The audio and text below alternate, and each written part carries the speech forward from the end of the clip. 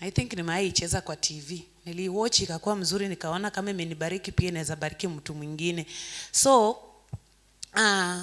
before I say I was telling us that I don't like watching things that are scary, things that people are fighting. Unajua kuna wengine wako na courage of watching such things. Manyoka watu wanaangalia. Mimi by this siwezi. Ama kuona watu wakipigana siwezi. But these other movies can be able to have a look at them. So this one got my attention. And as I was watching this movie, I learned a lot of lessons.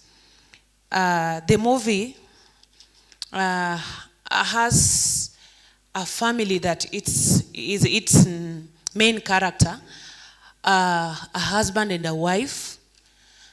Unfortunately, they hate a daughter mwenye alikuwa amekufa. So ikianza, it was like ndio walikuwa wametoka kubari the daughter. Walikuwa tu na one kid, a daughter who was very young still. Alikuwa mdogo bado. I think 3 to 5 years old hivi. So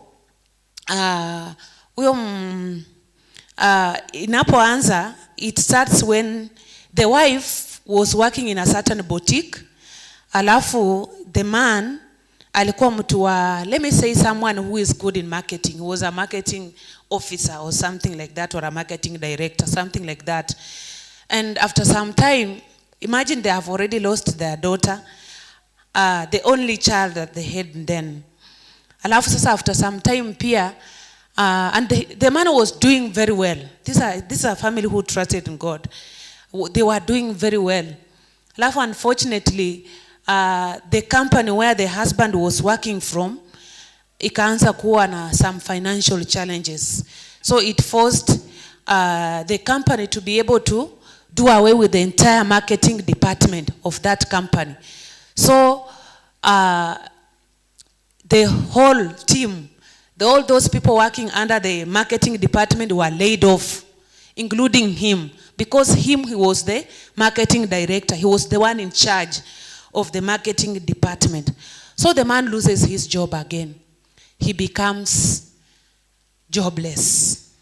And you know, the wife is working in a boutique. In a boutique, usually they are paid commissions from the sales they make. And it happened at this time when the man who had just taken loans, he was servicing some loans. And so they struggle. Inafika mahali, people come, those people who give loans, they come and they take things from the house. They took some things from the house. Another time they came, they took one of the cars. Then after some time again, they came in, they took another car. After some time, of course, unajua hawakujingi mfululizo, wanaenda wanakaa. After some time again, wanakaa tena, mpaka it reached a point when they wanted to take the entire house. Mpaka wenyewe wakasema the house is on sale. It was challenges. And if I can just be able to take you back, is that this man initially, he was, yes, a man who believed in God. Alikuwa mtu mwenye anaenda church. But sidhani kama alikuwa amemwamini Mungu sana. Kwa sababu at one point he could even doubt. He could tell his wife yake ndiye alikuwa very strong. The wife was the one keeping the family in prayers during such a difficult time. So the wife anajaribu kumu-encourage, anamwambia it shall be well. God is still with us, no matter what we are going through. Even if some of our things have already been taken away by the people of the loans, just let us continue trusting God. But the man alikuwa anafika mahali, if God really cares, if God is really good, why is he allowing all these things to happen to us? We just lost our daughter. I've just lost my job. I'm trying to apply jobs, while he was still in the house. He was applying. Nothing was coming. Nothing was forthcoming. And this man was very hardworking. Nothing was coming. But the wife kept encouraging him. Mpaka ikafika mahali they quarreled with the wife. They quarreled with the wife and the wife had to go. Wife akapack things zake, I think mpaka alimslap wife or something. Wife akapack vitu zake and then she left. Now while she was lefting, why the wife was lefting, when the wife was going, ndio sasa it came to the senses of this man. What? So the only person who was keeping me in prayers has gone. Now what will I do? The man kugundua kuwa wife yake ameleft, akakuja akachukua gari yenye ilikuwa imebaki. Then he followed the wife, akamfuata driving very fast, kwa sababu wife already alikuwa amefika kwa bus stage ya kupanda na aende. I think walikuwa wanatumia gari la moshi or something. So kufika huko akakimbia mbio, akakimbia kufika hapo. Unajua anapark gari kama ameenda mbio, anapanda mbio, anaenda kufika hapo penye wana register watu ndio waingie kwa gari moshi, watu hakuna. Anapita mbio kwenda on the other side. Kumbe wife alipanda na akashuka. Wife alikuwa hapo amesimama na analia. Alafu akamuuliza what happened. Akamwambia I couldn't go. This was a very faithful wife. Despite quarrels zenye walikuwa wamekuwa nazo na disagreements, alishindwa kwenda. Like Mungu alikuwa anamuuliza, now while you are going, you are leaving your husband with the state that he's in. Surely are you being a helper? Are you sticking to your vows that in good and in bad I will still be by your side? So wife venye hizo maneno zilimuhit na akajua kwa she's the one to stand in the gap because of our family, akachange her mind na akashuka hiyo gari moshi. Husband wake akampata. Husband wake akafurahi, wakashika njia wakakuja nyumbani. Venye warudi nyumbani wakaongea, maneno ikakuwa mzuri, lakini bado the husband hana job. Baada watu wanaendelea kuwathreaten kuwa watawafuta kazi. The story is very long. You know the movie is very long. So venye warudi nyumbani tena, I think bwana yake akaanza hiyo incident ya wife yake alikuwa ameamua kwenda, akaamua kurudi, ni kama ilimuhumble kidogo. Unajua sometimes unaweza pitia vitu mpaka wewe mwenye unaamini kwa Mungu imani yako ikatingizika. Your faith can be shaken. So venye walirudi nyumbani, maisha ikaendelea tu. The wife continued working kwa hiyo boutique. Wakingangana tu mpaka there was a time yenye walienda kuongea na the owner of the boutique, kwa sababu nyumba yao sasa ilikuwa iuzwe. Alafu there was nowhere for them to stay, so they requested for the owner of the boutique kuanga na relationship mzuri penye unafanya kazi, you never know. Aka request, akasema apatie somewhere wakae. Meanwhile wakaendelea kujipanga as the husband continues looking for somewhere. So huyu mama aliendelea tu kuomba. One day pia huyu jamaa akaamua kwenda church after wife amerudi. He went to church. Na venye alikuwa anaenda ku church, memories of how they used to go to church with the wife, with the kid, ikamrudia. And akakumbuka maneno yenye mtoto wake alikuwa anamwambia, some nice encouraging words. God is still good in all circumstances. Mungu bado ni mwema. Maneno ikaanza kumuhit, na venye inafaa trust in God even despite the hardships. Hiyo maneno ikaanza kumuhit, and from there akakuja nyumbani na akatafuta Bible. There was a time wife yake alikuwa amemgift a Bible na hakuwa amewahi sumbukana kuifungua isome. So this time akakuwa I think the leading of the Holy Spirit maybe, akajipata amefungua Bible na akaanza kusoma. And he read, sijui alisoma from the book of Job. Yes, akasoma from the book of Job, and it really encouraged him how Job lost everything but still he trusted in God. So inaendelea. Let me jump. Let me forward the movie very fast so that I can be able to say 1-2 things, then we finish. So inafika mahali penye this man fortunately akapata a job in a certain company. Kaenda akawafanyia kazi. Tena bado it was a marketing job. Na kufika huko, this boss was very happy. Alipewa referral. He was referred by his former boss kuwa huyu jamaa is a good one. He will be able to help you in the projects that you have. So huyu jamaa akamchukua, na kweli His first task was to solve a dispute between the proposal writers. Watu wenye wanaandikanga. Unajua marketing iko na writing proposals, if you didn't know. So kulikuwa na hawa two colleagues wenye walikuwa conflicting. Walikuwa wanapenda kushindana kwa sababu ya kazi yao. Sasa wanaharibiana. Huyu anaharibia mwingine, huyu anaharibia mwingine, like ni kama computer zao zilikuwa linked or something. Sasa mpaka huyu anaweza access ya huyu alafu ana change vitu zinaharibika ama delete ama download virus ikule kazi ya mwingine. So his first task was to solve that dispute. Na venye alikuja nyumbani wakaomba with the wife na akasoma the book of Solomon venye Mungu alimpatia wisdom, and so he was able to solve the conflict between the two colleagues. Wakafanya kazi kwa pamoja. At the end of the day, those two ladies, they were the best. Walipata 100%, which was a very high attainment in that company. It has never been achieved. Na wakapewa promotion, wakapewa pesa, wakapewa time ya kwenda vacation, and you know that was a plus. So there was this challenge of a project that pia alipata while in this job. Life was going on well now. With the wife, they were doing well. At least God had remembered them. So challenge ikakuja tena, kukawa na a certain project again, a bigger one, yenye ilikuwa inafaa wafanye. Sasa kwa hii project, the boss aka trust him with everything that was dealing with that project, mpaka finances, kila kitu. Na kumbe it was a scam. Ilikuwa njia ya kumshika huyu jamaa. So kumbe huyu jamaa amedanganya wakati pesa zinafaa kulipwa.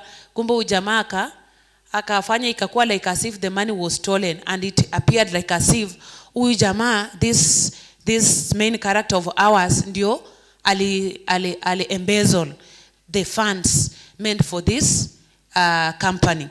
So like huyu jamaa anakuja, kumbe ni yeye mwenyewe amefanya, lakini anajifanya like this huyu jamaa ndiye the boss anajifanya like huyu jamaa ndiye embezzle pesa, ameiba pesa.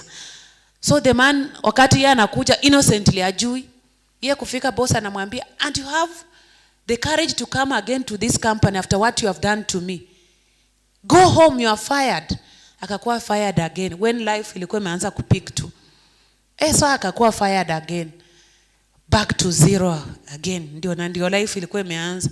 So wakaanza tena kupata challenges. Tena anaenda nyumbani, anashangaa bibi yake. Sasa hiyo siku wakati anaenda nyumbani anakuatana na bwana yake, anashangaa, today you didn't go to work? Akamwambia, I've been fired. Wanapitia mashida yani.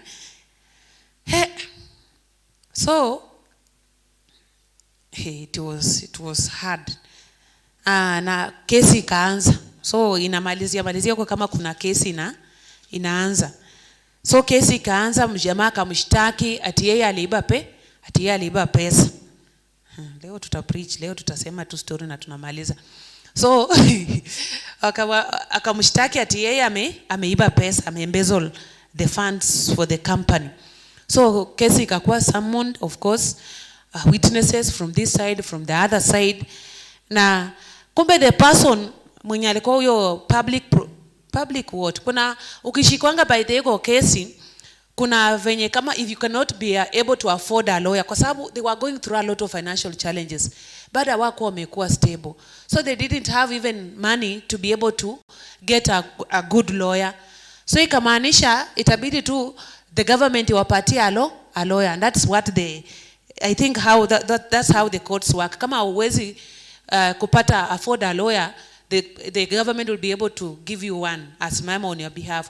Kumbe tena huyu jamaa ameongea na huyu lawyer, ndio akuja msimamie na kumwambia kuwa just accept eti wewe uliiba hiyo pesa, na ukiaccept like itapunguzwa. By the way, ukikubalingi makosa kuna venye time yako yo jail term inakuwa reduced kidogo. Si kama mwenye anakataa na upate ni ukweli, inakuwa tougher than you who has accepted.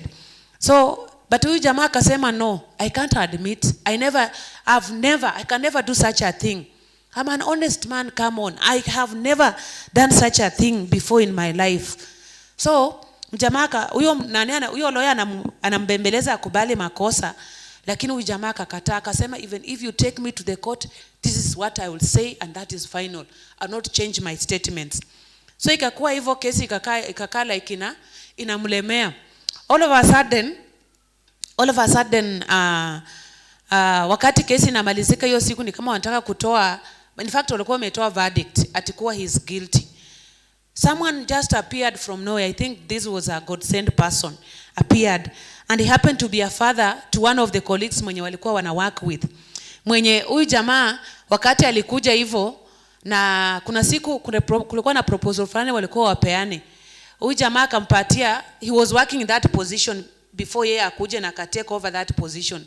Like what I'm working currently. Like you are the marketing director, alafu mwingine akuje, now you become the assistant, mwingine sana kwa the boss. Sasa huyu jamaa alikuwa na wivu, wakati alimpatia proposal yenye nafaa ku hand over, akaitupa kwa dustbin, hakusubmit. But sasa boss alitaka kumfire kwa sababu deadline ilikuwa imefika kusubmit hiyo proposal. Na huyu akamtetea akasema don't fire him. In fact hata ukimfire you won't help because the damage has already happened. Na akamwambia already wametupatia 2 more weeks ya kusubmit, so we can still work on it, be able to submit, usimfire. Kumbe huyo jamaa that thing ilimgusa roho. Akasema nani huyu mwenye badala yeye ndio kuchochea nifutwe kazi, akamtetea akufutwa kazi. So kumbe wakati alisikia kuna kesi, huyu jamaa kuna kesi, alikuwa ameenda kuambia baba yake. Baba yake was a very good lawyer. Huyo baba yake sasa from nowhere, ni kama kijana alikimbia mbio akaenda kumwambia. So akakuja wakati wamemaliza tu hivi, na nafika na kumwambia can we appeal for the case. Unajua wale lawyers wazuri wenye wakisema tu neno moja ni kama wamesema 1000 words. Sasa kusema na huyo judge akasikia, akasema atawapatia appeal. So another court case was court session was arranged, ikapangwa. So wakati iliapia huyu jamaa, wakati alimwambia hivyo, wakaenda akamwambia venye nilikuwa nimengojanga sana kijana yangu amjue Mwenyezi Mungu, amtegemee Mungu nini, but kijana yangu hakukuwa, but the moment uliongea na mtoto wangu nini, he had changed the life of his son. So akamwambia nini, na akamwambia this case I want you to be open. If there is anything you have ever done nini, wanatafuta evidence. Akamwambia kila kitu, he was open nini, wakajipanga. Na wakati kesi inakuwa someone now for the second time, this appeal case, ilikuwa mzuri. Wakafika, si hao wakaanza tena. Huyo nani, by the alimwambia huyo the other lawyer kuwa your services are no longer needed. Wewe jipange tu, I will take over from here. Huyo lawyer alikuwa mzuri by the way, yani anafanya na smile. Wacha alikuja sasa na maswali na kutafuta evidence. Wacha sasa maneno ya weko wazi, ni venye siwezi kuambia hiyo maneno, time is not on my side. At the end of the day ikagundulika sasa kuwa the boss is the one who colluded with I don't know someone else, mpaka even with that lawyer au ndio waliiba pesa wenyewe. Alikuwa na different name, like alikuwa na jina lingine, his real name is where the money went. Jina yenye huyu alikuwa anamjua hiyo ndio ikuwa jina yake real.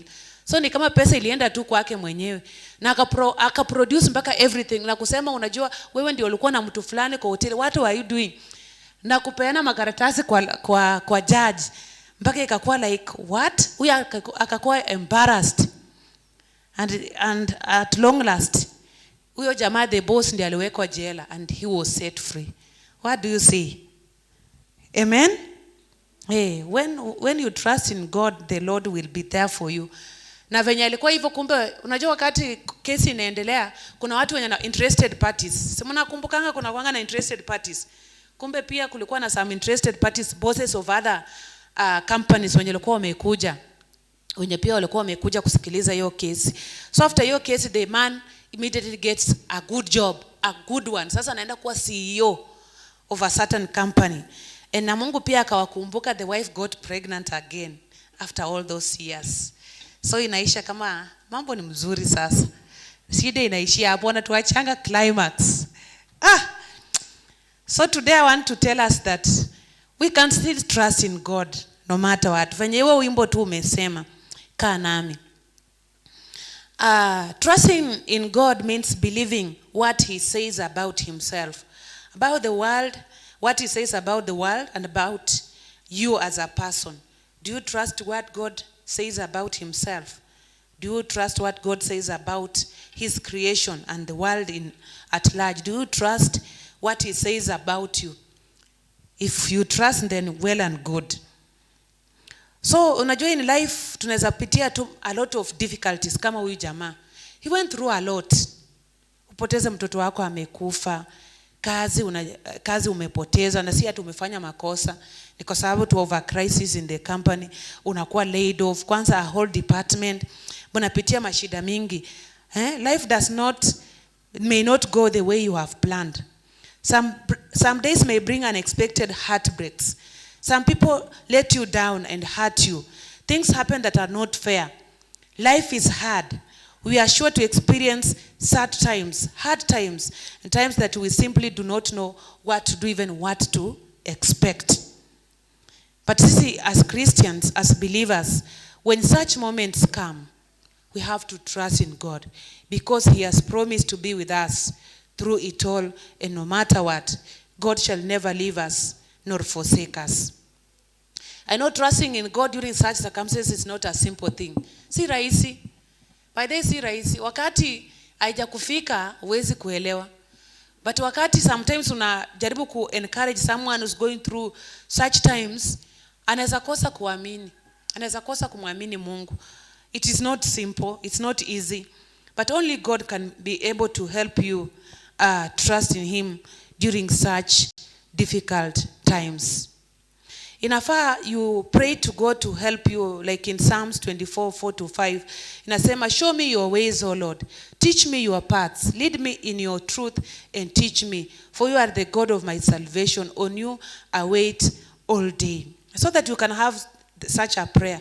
Only God can teach you how to trust in him during such times of crisis.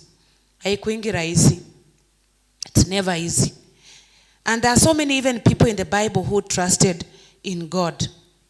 Kuna watu wengi wali trust in God, as I wind up. Like someone like Daniel.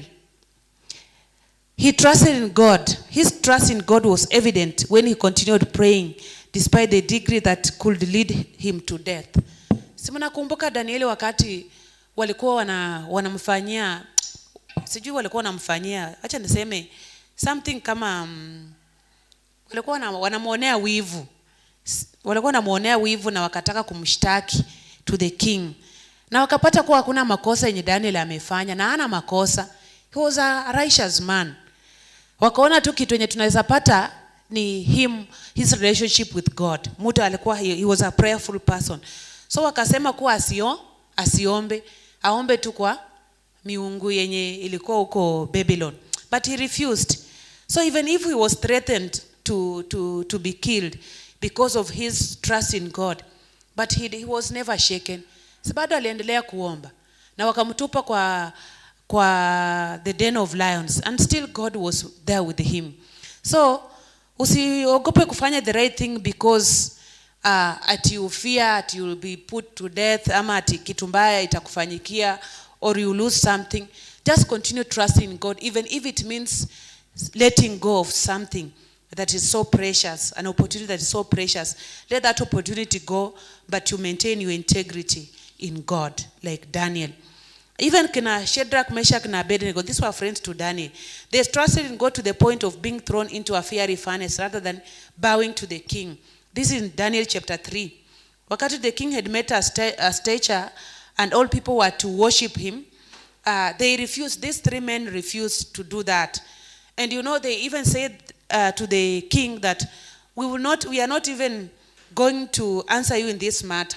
Our God will deliver us. And if he doesn't, that's where I love these three men. Hata kama Mungu hatatuokoa, still we will not worship the image that you have set up.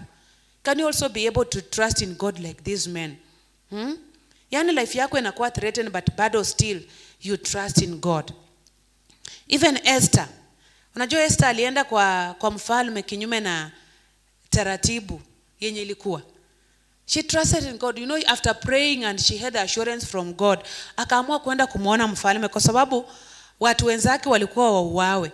And she risked her life, and she went before the king and made her petition on behalf of his people. Na Mungu alijibu. Hatimaye mfalme aliweza kumgrant her petition na watu wake hawakuuawa. So even as we can stand firm like Esther, we can go against what has been said as long as God is with us and we have the consent from God. Job is a perfect example mwenye ako related to the movie that I was narrating. Job alipoteza everything. But even after losing everything, Job still trusted in God. When you read Job 13 verse 15, wacha tusome hiyo. Job 13 verse 15. Kama unaweza, let me just read because I'm there already. Job 13:15 inasema, though he slay me, yet I will trust him. Even so I will defend my own ways before him. Though he slay me, yet I will still trust him. Hata kama, even if you slay me, unajua Job had lost everything. Yani kupoteza mtoto mmoja is painful. Imagine kupoteza watoto 10. It's beyond. Na si ati wanakufa mmoja mmoja, wanakufa wote the same day, the same time.